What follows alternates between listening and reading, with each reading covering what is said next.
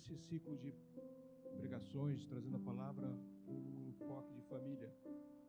E eu tenho hoje a oportunidade, a bênção de falar com vocês. Até porque eu acredito que quem mais precisa ouvir é quem está falando. Então, se Deus me colocou hoje aqui, é porque tem alguma coisa, principalmente para mim, para eu dividir com vocês. Amém?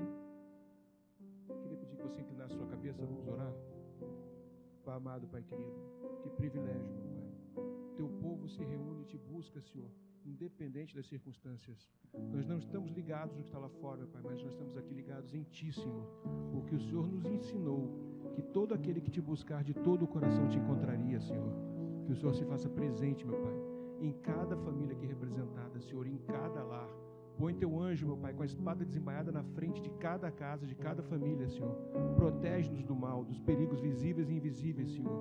Para o Senhor não tem crise, para o Senhor não tem circunstância, mas para o Senhor tem a tua vontade, a tua poderosa vontade, Senhor. Lança sobre nós essa noite, Senhor, a tua palavra, porque a tua palavra não volta para o Senhor vazia, Senhor, mas antes ela produz o efeito do teu desejo. E a tua vontade, ela é boa, ela é perfeita, ela é agradável, Senhor. Teu povo se reúne e te busca, Senhor. Nos abençoa com tua glória, com tua presença, pois tudo que fazemos é pela honra, pela glória e pelo amor do teu santo nome, em nome de Jesus. Amém. Pois é, família. Família é muito bom. O problema é quando a gente resolve viver junto, né? O que acontece hoje com as famílias? Hoje, aproveitando esse cenário eleitoral, esse debate, sem tomar partido, mas a gente vê alguns momentos, por forças de um Estado laico, esse discurso está atacando as famílias, tentando dissolver as famílias. Por quê, né? Qual é esse projeto de Deus? O que Deus tinha para nós quando Ele resolveu fazer essa família? E se a gente for lá em Gênesis, capítulo 2, 24, ali já temos na palavra de Deus a seguinte frase, né? Por essa razão, o homem deixará pai e mãe e se unirá à sua mulher, e eles se tornarão uma só carne. É só uma frase, é só um versículo. Mas quanta verdade, quanta mensagem dentro de tão poucas palavras. A primeira coisa já começa logo no início, né? Por essa razão. Por essa razão. Qual é a razão que Deus resolveu que homem se unisse à mulher? Que razão é essa? Ela está na própria Bíblia. Quando no versículo 18, no capítulo 2, Deus diz: porque não é bom que o homem fique só. Então, por essa razão, porque não é bom que o homem fique só, nós temos o homem e a mulher. Mas tem mais mistério aí, tem mais segredo. Ele diz ali: o homem deixará pai e mãe. O homem. Então, meu querido irmão, quando você casar, ela vai trazer a mãe dela, tá? A sogra vem junto. Já faz parte do pacote. Não reclama. Você deixa a sua mãe, ela não. Incrível que, se você olhar, isso se reflete no mundo ainda hoje. E aí ele diz: deixará o pai e a mãe e se unirá à sua mulher, e eles se tornarão uma só carne. Aqui também tem mais um mandamento. Primeiro eles se unem numa união, numa aliança, num compromisso máximo. Uma vez estabelecido esse compromisso máximo, eles têm direito à intimidade máxima, que é de se tornar uma só carne. Não antes. Eu uma vez recebi um convite do casamento, que era um símbolo como se fosse dos computadores da Apple, né? Aquela maçã ser um pedaço, e estava dizendo assim: fulano e Beltrana já comeram a maçã, mas vão se casar. Pode não. Primeiro você tem que ter estabelecido esse compromisso. É mandamento, é ordenança de Deus. Mas o que mantém esses dois homens, esses dois seres humanos, esse homem e essa mulher, o que mantém eles juntos, uma vez que abandonaram o lar de seus pais, uma vez que eles se tornaram uma só carne e que agora resolvem viver a vida a dois? Nos filmes da Disney é muito bacaninha, porque diz que eles foram felizes para sempre. Infelizmente, o inimigo trabalha, o inimigo não é preguiçoso nem burro e ataca a família todos os dias. E por que a gente continua insistindo? O que faz com que nós fiquemos juntos? Um homem com uma história, uma cultura totalmente diferente, se encanta e se une com uma mulher de uma outra cultura, uma outra família, e eles têm tão pouco em comum e agora vão formar uma nova família, um novo seio familiar. Qual é a liga que mantém esse casal junto ao longo de toda a sua vida? A língua portuguesa nos brinda nessa hora com uma palavra: amor. Amor. Mas o que é amor? Que amor é esse? Isso é um sentimento? Isso é uma energia criativa? Isso é um compromisso? A palavra portuguesa é tão pobre para definir tantas coisas que cabem dentro dessa palavra. E aí a gente apela para o original do Novo Testamento e apela um pouco para o grego, para nos ajudar. O grego tem 4 palavras para definir o que em português nós só temos como amor. A primeira palavra dele é philos. Eu não sei vocês, eu já tive um amigo que se chamava Teófilo. Vocês já pararam para pensar no nome Teófilo? Né? Teo, Deus. Filo, amigo. Teófilo, o amigo de Deus. Filo é exatamente esse sentimento de afinidade, de amizade, de participar daquele grupo. Filos é o que mantém as pessoas com a mesma afinidade na igreja junto. Isso é que faz o amor da igreja. Isso é que faz o amor de pessoas que compartilham uma mesma crença, uma mesma afinidade, uma mesma ideia. Filos nos mantém unidos. Nós nos amamos em Cristo. Nós temos filos. Mas isso não é só amor. A gente também tem eros. O amor da paixão, o amor da sedução, o amor erótico, o amor entre carnal, entre homem e mulher. Esse é o amor erótico, é o amor buscado hoje pela mídia, que a gente acha que isso é o suficiente para manter um casal unido. Mas também não é só isso. Porque esse amor não define o amor que você sente pelo seu filho, nem pelo seu pai. E aí os gregos nos dão mais uma palavra, storgê. Storgê é o sentimento que une uma família, que une aquele casal, que une esse casal com seus pais, que une esse casal com seus filhos.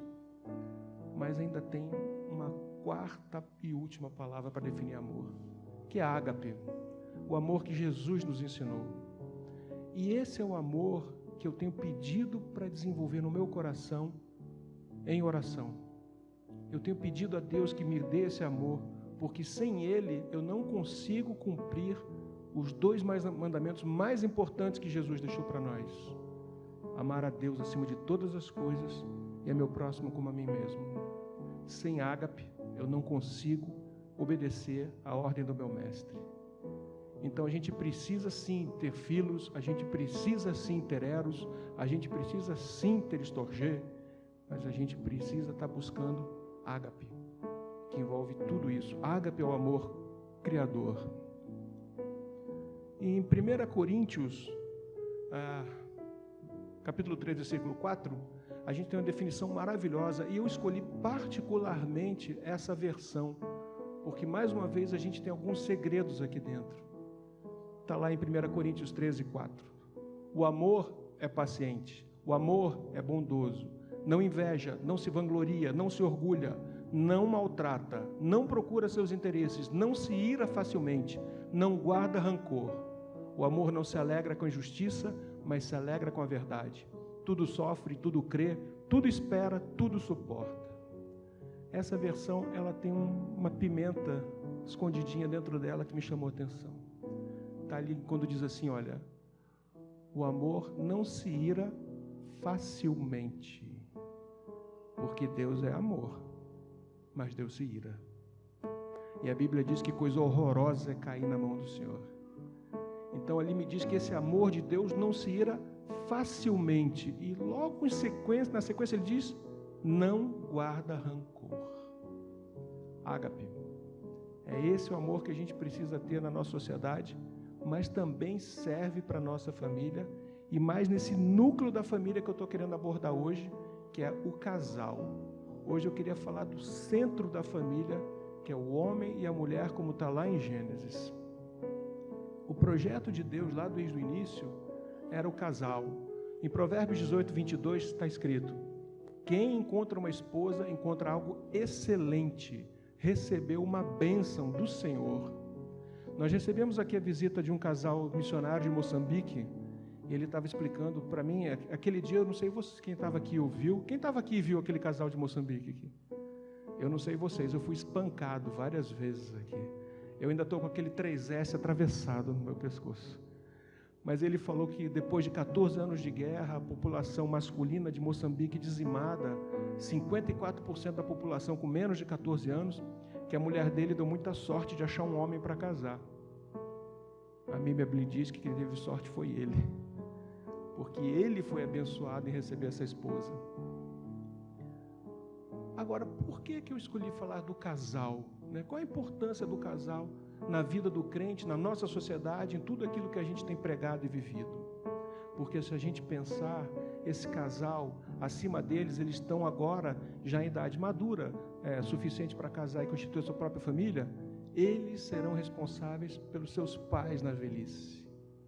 Por outro lado, eles também vão ter filhos e também vão estar preparando a nova geração que vai chegar e vai sustentá-los também quando eles forem velhos. Quando eu digo sustentar, não digo só financeiramente, mas moralmente, emocionalmente, como diz a Bíblia, honrando pai e mãe.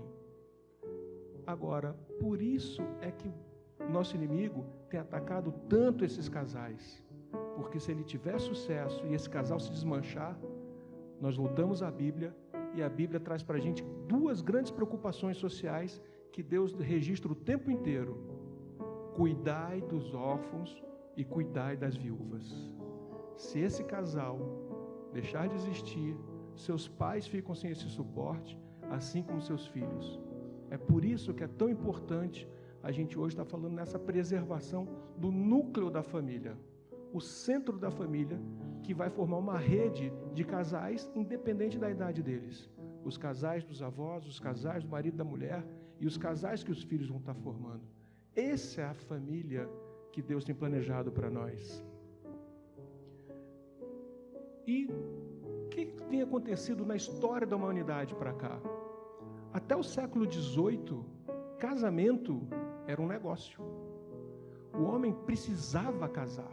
Ele precisava de alguém que cuidasse da casa e precisava ter filhos. Amor e casamento não eram a mesma coisa na sociedade até o século XVIII. Amor, eros, era permitido fora do casamento. Então ele tinha a sua esposa, a sua família e tinha o seu amor. Isso para a sociedade era aceito. A sociedade tinha o conhecimento e o trato do filho legítimo e do filho ilegítimo. Isso era normal na realeza, na nobreza, na plebe. Todo esse povo procurava o seu amor, essa necessidade, mas extra-casamento. E isso a humanidade teve até o século XVIII, quando esse cidadão, Thomas Malthus era um inglês, britânico, economista. E como economista ele estudava a sociedade. E ao estudar a sociedade, ele estudando a Bíblia e estudando, Thomas Malthus se torna pastor. E quando ele se torna pastor, ele começa a defender a família que necessitava ter amizade, companheirismo e afeto entre o casal. Ou seja, ele estava trazendo para dentro do casal filhos. O problema todo é que quando a gente, na sociedade, a gente vai desenvolvendo essas coisas e elas vão sendo deturpadas. O inimigo, ele é terrível, ele não descansa. Então, quando nós deixamos de ver o casamento como um negócio e a sociedade achar natural que o homem tivesse uma amante, porque aquilo não era a família do plano de Deus, mas Thomas Malthus tentando trazer um casal como ele havia planejado, e com filhos, e com estorgê, e quem sabe um dia chegando em ágape, o inimigo entrou com eros e erotizou a relação. Então a gente começou a ter o aspecto externo, carnal do casamento, que vem até os dias de hoje, e hoje ele está mais aguçado, porque a mulher se tornou financeiramente independente do homem. Eu tenho uma amiga que é sexóloga, ela não é cristã, um dia talvez eu consiga trazer ela para cá, mas ela diz o seguinte: a mulher moderna, a mulher independente, a mulher de sucesso, a mulher do século XXI, ela não quer um casamento. Ela quer um animal de estimação e orgasmos. Talvez não necessariamente nessa ordem, mas ela não quer mais o relacionamento. Amigos meus de 35, 40 anos moram com os pais e dão vazão a Eros. Eu acho muito curioso quando eu vejo amigos meus que têm filhos já dos seus 20, 30 anos, receberem em casa o namorado, a namorada dos seus filhos, e falam assim, não, eu prefiro que eles fiquem aqui do que vão para um motel. É isso mesmo? Né? Será que esse era o plano de Deus para a gente ter esse cunho familiar? Esse núcleo que a gente hoje tem deixado ser destruído por Eros. Não que Eros não seja importante, mas ele nunca será o mais importante. O mais importante é a gente estar desenvolvendo o que a gente já tinha falado lá desde o início, né? De um sentimento que construa e perdure. Porque se a gente for atrás de Eros, talvez a grama do vizinho seja mais verde. Naquela época, um bom partido era o cara trabalhador, honesto e de família. Hoje, segundo pesquisas, o que as mulheres querem é alguém que seja divertido. É bom rir, é bom ser divertido, é bom ser amigo, mas também é bom que, se a gente lembrar lá de Gênesis, haja um máximo de comprometimento para que haja um máximo de intimidade. E como é que funciona isso, né? Esses homens, essa mulher, tão bombardeados pelo mundo moderno, tão cheios de planos, resolvem viver juntos, quiçá casados. E como Eros não fica latente o tempo inteiro, chega uma hora que a gente toca a vida, conversa normalmente, precisamos nos comunicar. O grande problema está no mistério da comunicação entre homem e mulher. Homens e mulheres usam canais de comunicação diferentes. O homem é mais auditivo, a mulher é mais visual. Isso não é uma regra que vale a 100%, mas com certeza vale para mais de 95% das vezes, e é fácil verificar. Um homem põe um terno escuro e uma camisa branca, ele acha que está bem vestido. A mulher tem necessidade de estímulo de cor. Mulher é um bicho que enjoa da própria cara, enjoa da cor do cabelo, ela enjoa da roupa, enjoa do sapato. Mulher enjoa de sapato? Mulher enjoa de sapato. Homem usa o mesmo sapato até abrir a boquinha do jacaré. E fica danado quando abre cedo a boca, né? Tinha que durar mais. E como é que agora a gente vai fazer com que essas pessoas convivam? Né? Uma vez eu estava fazendo com a minha esposa num shopping o que todo homem faz, é esporte nacional de homem em shopping. É esperar a mulher escolher o que vai comprar e comprar para ir embora. O homem entra, vai na loja e volta. A mulher passeia pelo shopping. Mulher é um bicho que lê rótulo. Eu acho isso tão engraçado. O meu médico falou que eu mataria todos os meus filhos, que eu compraria todos os remédios vencidos. Minha mulher vai ler todos os rótulos. E aí eu estava esperando e observando se essa história de canal de comunicação realmente era verdade. Fiz alguns testes antes de falar do shopping, né? E você pode fazer esse teste. Algum dia, no ambiente da sua casa, no ambiente do seu trabalho, espera a sua mulher estar ao telefone e chama ela para falar um negócio importante. Ela está aqui no telefone, você está falando, ela não vai nem olhar para você. Ela vai continuar falando no telefone. E aí você insiste. Quero falar contigo. Não sei, mas ela vai continuar falando no telefone. E aí você dá um ultimato. Preciso falar contigo. Ela vai cortar essa comunicação. O que foi? Porque agora ela vai poder fazer um esforço extra para te ouvir. Homem no telefone. Está falando no telefone, um negócio importantíssimo. A mulher dele está brigando com ele e ele vê um cara que deve dinheiro para ele. Eu estou aqui no telefone, não, amor, está tranquilo. Não, porque isso aqui para mim é fácil. Então eu preciso dar conta de outras coisas, dá tempo, né? Eu não sei se vocês já lembram, faz tempo que eu não faço isso, né? O tempo que a gente saía para paquerar. Você já viu mulher paquerando?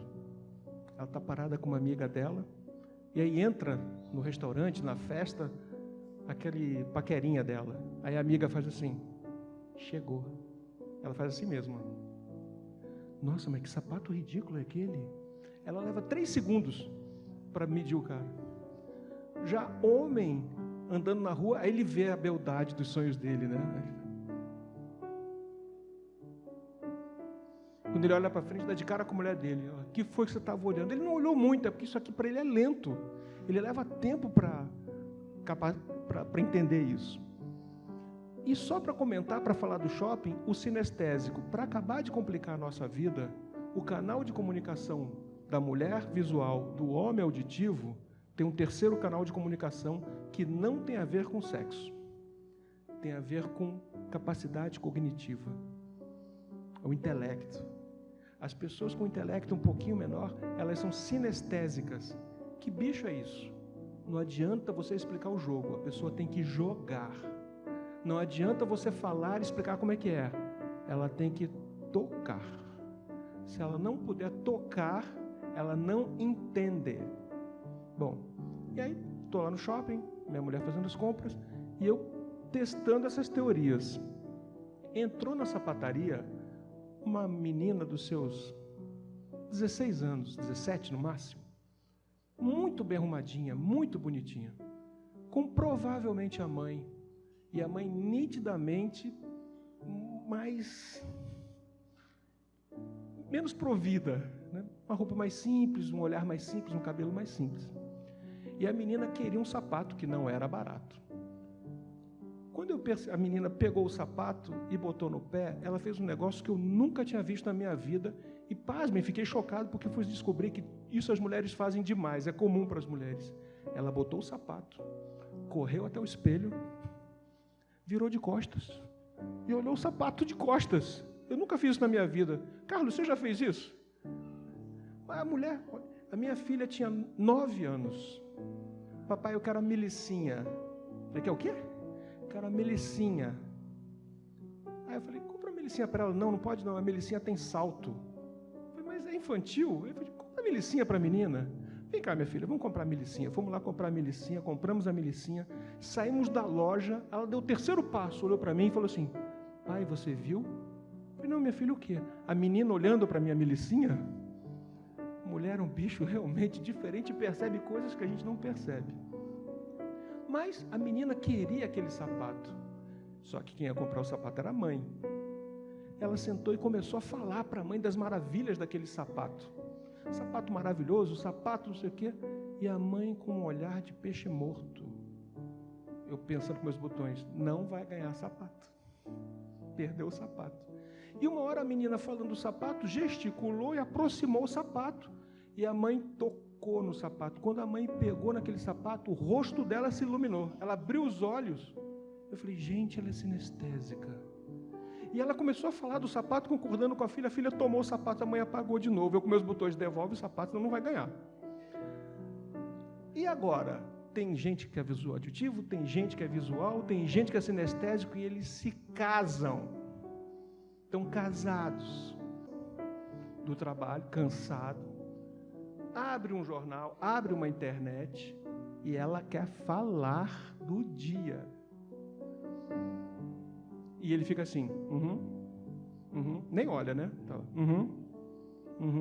E ela arranca aquilo da mão dele. Estou falando com você! Mas eu estou ouvindo. E ele é capaz de repetir tudo que ela falou. Mas ele negou a ela contato visual. E aí? E a gente às vezes deixa esses negócios pendurados. E é ali que a gente começa a desgastar o nosso filos, o nosso eros, o nosso estorgê. Ágape nem chega perto. E os planos de Deus para aquele casal começam a navegar. Então hoje eu estou querendo conversar com vocês para vocês entenderem um pouco de que tem esses canais de comunicação, de que tem esse plano, mas eu trouxe uma má notícia para a igreja. A má notícia é que, vai ser estranho um crente falar isso, né? Mas vocês vão entender. Eu vim dizer hoje para vocês que, infelizmente, vampiros existem. Ele não é dentuço, ele não usa capa preta, ele não é um morto-vivo, mas ele se alimenta da sua energia. Essa energia que nós crentes temos o privilégio de saber do que se trata, é o amor de Deus por nós. Mas a gente só recebe esse amor quando a gente busca de todo o coração. Quando a gente busca de todo o coração, nós recebemos esse amor. Quando nós somos crianças, nossos pais suprem esse amor. De novo, a importância da família. Nós somos alimentados por esse amor. Hoje, a ciência já consegue comprovar que quando você recebe esse alimento espiritual para nós, a ciência ainda não sabe que nome dá para isso, você fica fisicamente diferente. Na nossa sociedade, falando de família, falando de casal, onde é que a gente pode perceber essa doação dessa energia entre pessoas? Porque às vezes eu não sou crente, às vezes eu sou desprovido do amor de Deus e acho que o meu cônjuge, que o meu pai, ou que meus filhos, ou que o meu chefe, ou que o meu cliente, ou que o meu vizinho vão me fornecer esse amor. Hoje, quando é que a sociedade te dá esse exemplo? Olha um casal apaixonado. A ciência hoje já comprova que um casal que está apaixonado e a paixão é recíproca, tem menos probabilidade de ficar doente, a pele fica mais viçosa, o olho brilha, o sistema imunológico reage melhor. Você leva um pisão no pé, naquela tua unha machucada, se vira para a pessoa e fala assim, ai, botei meu pé embaixo do seu, machucou, desculpa. Você perde a propriedade de ser grosseiro, porque você está apaixonado, você está bem alimentado. Mas Eros, a paixão, esfria. Isso muda, perde-se a comunicação. E aí eu continuo com fome, eu continuo tendo a necessidade de ser alimentado. E aí eu viro um vampiro. Eu vou passar a roubar essa energia do outro. Isso acontece entre casais, entre pessoas no trânsito, entre pessoas na sociedade, entre partidos políticos, porque eu estou pouco me lixando para quem vai ganhar, desde que eu esteja alimentado. Então, para a gente poder, de uma forma ilustrativa, né, porque vão existir tantos vampiros quanto existem pessoas, mas existem técnicas de vampirismo que a gente pode se proteger. Então, para um efeito didático, nós vamos falar de 4 tipos de vampiros, e eu tive o cuidado de achar eles na Bíblia, porque desde a época da Bíblia eles já estavam lá. Então, se a gente tivesse um braço de vampiros ativos, nós vamos falar de 2 vampiros ativos, mas do outro lado nós vamos falar de 2 tipos de vampiros passivos. O primeiro vampiro, no extremo ativo, ele é o inquisitor. Na Bíblia, pode mostrar o exemplo, por favor? A mulher de Jó fala para ele assim, amaldiçoa teu Deus e morre. Muitas vezes as pessoas na rua vão dizer isso para a gente, no casamento vão dizer isso para a gente. Jó ouviu isso num casamento. A pessoa vai te acusar, né? Às vezes as pessoas vão se valer de um poder que ela não é delas. Ele é teu chefe, ele é teu cliente, ele é mais forte que você. E ele vai agir para você como um inquisitor. Faça isso, não faça aquilo, eu não quero isso, eu exijo aquilo. Será que vocês já viram isso acontecer alguma vez entre casais? Uma das partes se valer de uma possível força, às vezes financeira, às vezes emocional, para oprimir. Na hora que você começa a dar atenção para esse inquisitor, ele está se alimentando de você. Mas isso é muito teatral, muito cansativo. Isso não cola muito tempo, porque rapidamente fica desmascarado isso. Então ele se torna socialmente mais aceito, um pouco menos ativo. E aí a gente tem o questionador. O questionador é aquele tipo de pessoa que chega para você e fala o seguinte, mas por que você não fez isso? Por que você não fez aquilo? Por que você não me ligou? Na Bíblia a gente tem a passagem de Pilatos olhando para Jesus e dizendo, tu te negas a responder-me? Não sabe que eu tenho autoridade para te libertar e para te crucificar? Às vezes nós fazemos isso em casa também. Você não sabe disso, você não sabe daquilo. E você às vezes pensa que a pessoa está com uma postura natural. Ela está com um interesse natural, com um problema natural. Mas na verdade ela está roubando aquela energia que você tem. Mas às vezes, por força da sociedade, eu não tenho essa capacidade. Eu não sou seu chefe, ou eu não tenho esse poder financeiro, ou eu não tenho essa sua atenção para poder ser um vampiro ativo. Então eu me transformo num vampiro passivo, afastador. Bota o exemplo da Bíblia, por favor. No livro de Ruth, diz assim: ficou-se, pois, deitada a seus pés até pela manhã e levantou-se antes que pudesse conhecer um ou outro. O que o afastador faz? Afastador é técnica quem usa muito a mulher. Ela não tem a força do homem, muitas vezes ela não tem aquele poderio que o homem tem, mas ela também pode ser uma vampira. E essa é muito comum, duvido que vocês não tenham visto. Você entra em casa, a tua esposa está com um bico desse tamanho, você pergunta, o que foi? Ela diz, nada. Diz assim, então tá, para ver o que acontece. Ela vem atrás de você na hora, porque você não pode negar para ela esse alimento. Ela te empurra, nada, mas não deixa você ir embora. Ruth fez isso. Ela ficou aos pés, mas não se deixou tocar. Ela chamou a atenção de Boaz. A gente às vezes faz isso. Mas eu também posso ir mais para o extremo e uso a última técnica, a técnica mais submissa de um vampiro, quando ele quer roubar nossa energia. É o coitadinho de mim. Essa pessoa se vira para ela, está chorando, o que foi? Por que você não me ama? Por que você não me entende? Por que tu... E aí eu começo a chamar a sua atenção. Nesse caso aqui a gente tem Judas, né? Judas vai ao Sinédrio e diz o seguinte, pequei traindo sangue inocente. O que Judas queria ali? Judas queria restaurar aquele buraco que estava no peito dele. Que Judas não se arrependeu, mas aquele remorso que ele tinha. E aí teve a resposta mais cruel possível, isso é contigo, se vira. Ele não conseguiu ser alimentado. E o que ele faz? Se mata. E essas 4 maneiras de eu roubar a energia do outro acontecem entre casais. E às vezes você faz sem querer. Às vezes você se afasta de Deus, você se fraqueja e você passa a exigir daquela pessoa que mais te ama uma energia que ela não vai ter capacidade de te dar. Isso esgota casamento, isso esgota relacionamento e o inimigo faz a festa. Então, como é que a gente se defende disso? Se você não tiver em condição, se você acha que você, naquele momento, você está debilitado, você não pode ajudar aquela pessoa a ceder essa energia, basta identificar que você está sofrendo um ataque de vampiro. Basta identificar que você está sendo roubado na tua energia. Isso é suficiente para que você se preserve.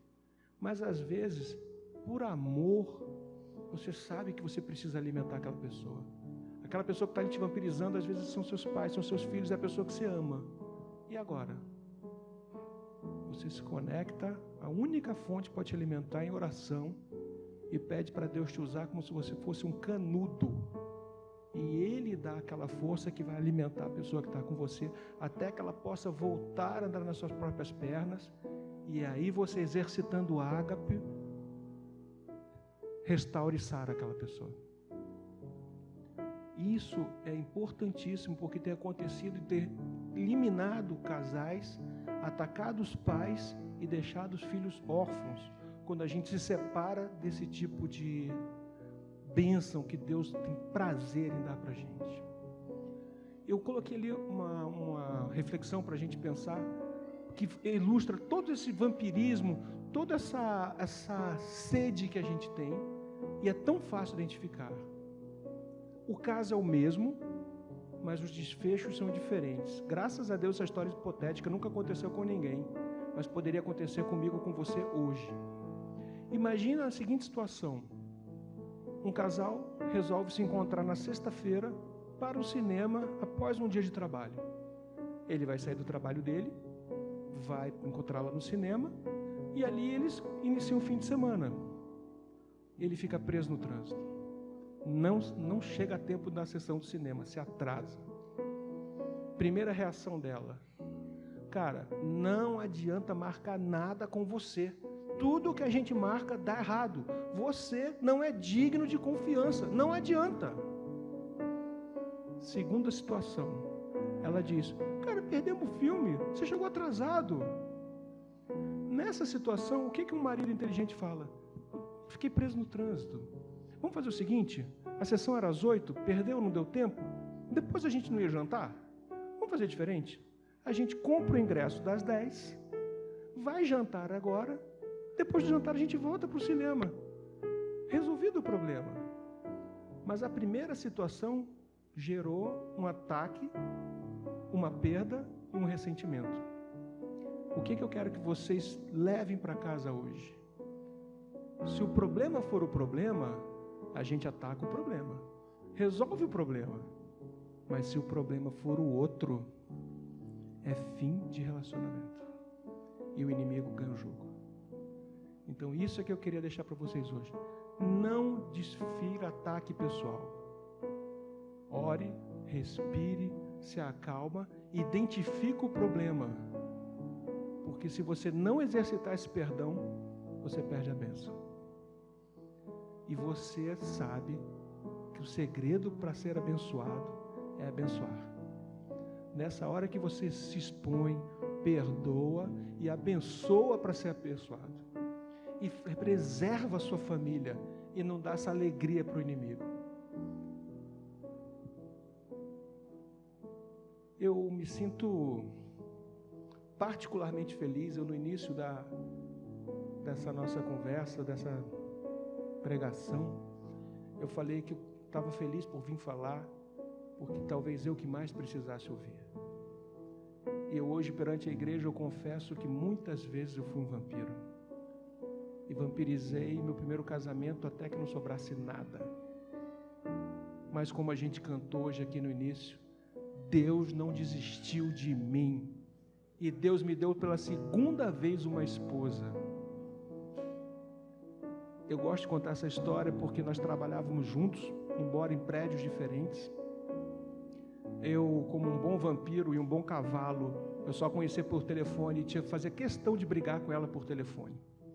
Até um belo dia que meu chefe promoveu uma reunião, eu precisei me deslocar até o prédio dele, e pela primeira vez eu entrei na sala daquela pessoa com quem eu só brigava pelo telefone. E eu não consegui falar. Fiquei calado, olhando para ela. Ela imaginou quem eu fosse. Falou assim: você que é o Ricardo? Sou eu. E eu não saía dali e não falava nada.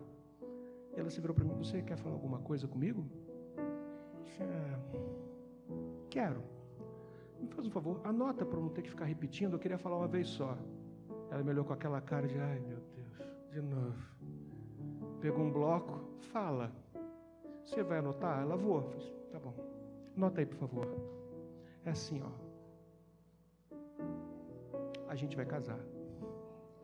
90 dias depois nós estávamos casados. Já fazem 22 anos. 22 anos, 2 filhos. E aí você entende a bênção de Deus. Foi ela que me trouxe para a igreja. Então eu só queria dizer para vocês que Deus não desiste de você. Faça a sua parte. E deixa Deus trabalhar. Deixa Deus ser Deus. Vamos orar. Pai amado, Pai querido, tua igreja mais uma vez vem à tua presença, Senhor, buscar a tua face, porque o Senhor é bom, o Senhor tem prazer em nos abençoar, meu Pai. Tu és um Deus abençoador e perdoador.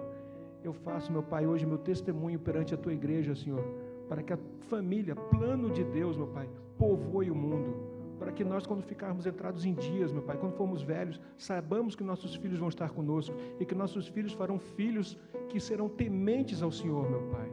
Que o Senhor coloque a sua palavra no coração de nossos filhos, no coração de nossos casais, Senhor, e que o teu reino cresça em nome de Jesus.